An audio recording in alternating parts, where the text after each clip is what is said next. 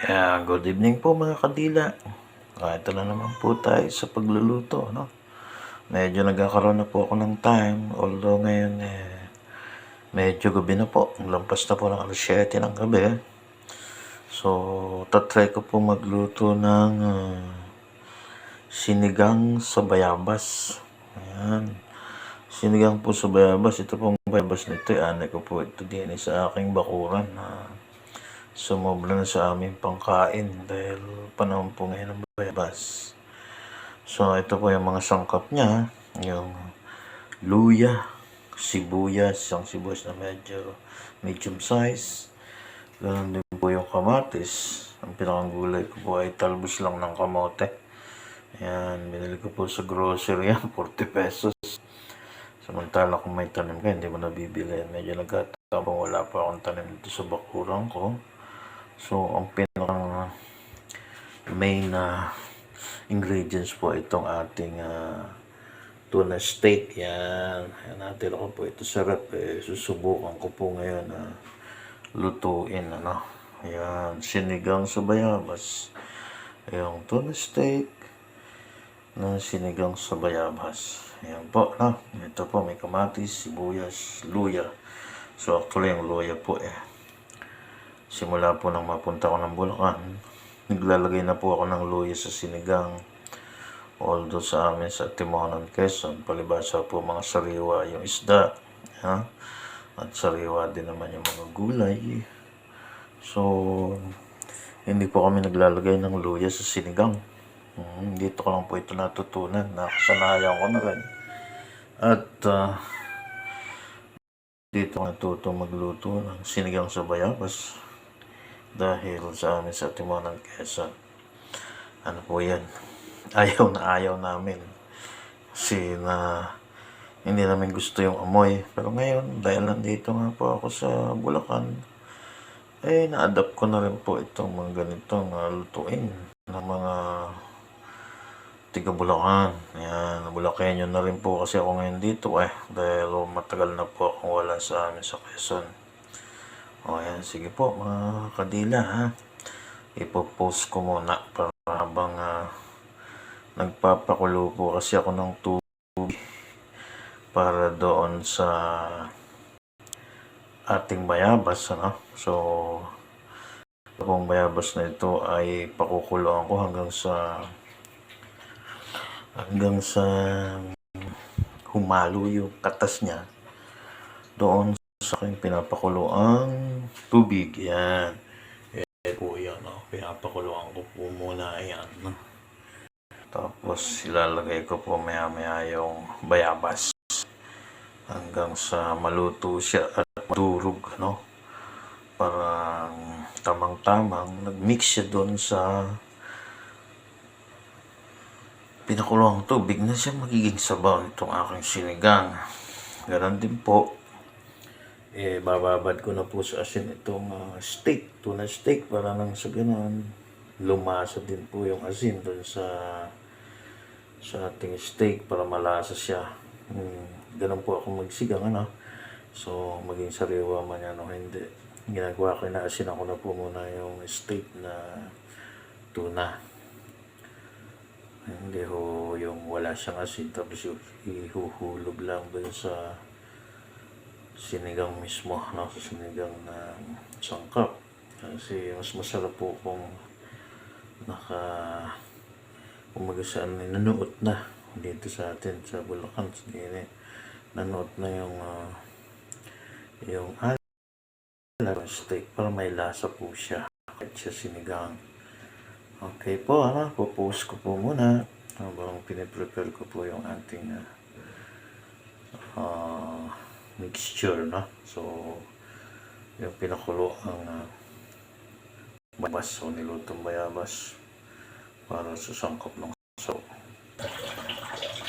Ayan po, kumukulo na yung bayabas. Yan. Mamaya po sasalain ko na sa ating pansalan. Kakatasin ko po yan. Ayan. Katas na luto na po yan. Ayan. kakatasin ko na po yung bayabas. Pipigayin ko na po yun para malasa. Okay. Ayan mga kadila. Natanggal ko na po yung pinalambutan ko bayabas. Ayan, natira po yung sabaw. Then ito na po yung bayabas. Nalagay ko po sa panibagong tubig para additional sabaw.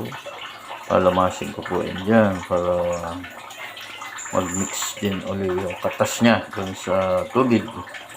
Para additional. Ngayon po ay nagpapakulo po ako nitong susama ko na po itong luya. Yan. Then ito pong sibuyas. Ayan, sibuyas. Sibuyas po. Ayan. Tapos ito pong kamatis. Ayan, kamatis po. Ayan, kung medyo kumulo na kulong-kulo. Ayan, siguro isama ang tuna.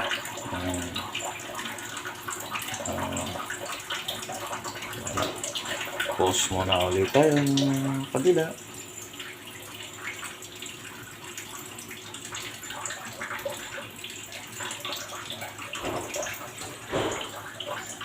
Ayan. Ngayon po ay kulong-kulo na. Nilagyan ko po ng konting paminta. Ayan po, nakikita nyo sa ibabaw yung konting paminta para pampabango. No? Ngayon po, ihahalo ko na itong tuna steak. Ayan. Dalawang peraso po ito. Dalawang tuna steak. Sumama yung katas dun sa sabaw. Tapos maya po ay pag napiga ako na po o nakatas na po yung pinalambotang bayabas, ihahalo ko na rin po dyan. Ayan po mga kadila. Ito na po yung extra kong katas ng bayabas. No? So, isasama ko na po yan doon sa aking pinalalambotang tuna steak together with the yung sabaw kanina. Matapos kong alisin po yung bayabas. No? Ito na po siya. Yan, kulong-kulo na po siya. At sigurado pong luto na yung isda niyan. Tapos sigurado pong nag-mix na yung lasa ng kamatis, ng luya, sibuyas, at yung konting paminta doon sa aking sinisigang. Ayan. So ngayon po ay ilalagay ko na po yung in-extract natin na katas ng bayabas. No? Ayan. Isasama na po natin yung na-extract natin sabaw ng bayabas. Oy, katas ng bayabas pala. Sabaw. Ayan. Pakukulong po ulit natin siguro mga 3 minutes. Ayan. Okay, 3 minutes po bago ko po isama yung final na ng gulay, yung kamote tops o talbos ng kamote. No? So yun na po yung pinakang final. Ngayon po ay pakukulong ko muna to. Ayan po mga kadila. Halos lutong-luto na po yung kamatis. Nag-mix na lahat yung sangkap ng sibuyas, luya, konting paminta, saka yung katas ng tuna steak. Ayan. So, kaya pong lutong-luto na to, no? Then, ang final po natin itong talbos ng kamote, which is sandali lang naman po, parang steam lang to. Tatakpan ko lang po itong sinigang. Tapos, pwede na po natin itong i-serve. O sa ulam, sa ating hapunan, o kahit anong kung tanghalian man, almusal, depende po sa inyo kung anong gusto nyo. O, ganun po ako. Gusto lang kong luto, umaga man yung tanghali man yung gabi. Bulan ko po yun. No? Hindi po ako namimili ng Usually po yung iba kasi puro mga fried lang sa umaga yan. May mga top silog, daing silog, ganyan, lahat ng Pero ako po hindi. Ayan. Ganun po yan. So, ito po ay all natural, ano? Simula doon sa ating bayabas, ito po, ilagay ko na yung sangkap na talbos ng kamote. Ayan, green na green po yan. So, tatakpan ko po ito para